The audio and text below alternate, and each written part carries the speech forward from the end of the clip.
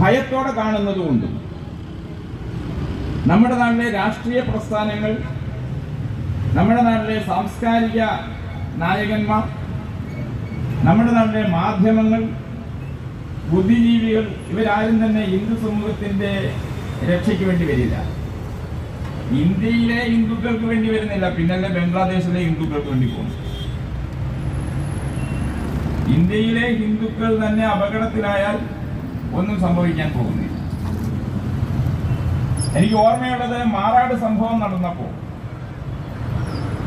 നമുക്കറിയാം, മാറാട് 8 ഹിന്ദുക്കൾ നിഷ്കരണം കൊല്ലപ്പെട്ട ഒരു സംഭവമാണ്. ഈ കേരളത്തിൽ ഇത്രയും ഒരു സംഘടിതവും ആസൂത്രിതവുമായ ഒരു ഭീകരാക്രമണം ഒരുപക്ഷെ മാപ്പിള കലാപത്തിന് ശേഷം വേറെ ഉണ്ടായിട്ടില്ല. അങ്ങനെയുള്ള ഒരു സംഭവം നടന്നപ്പോൾ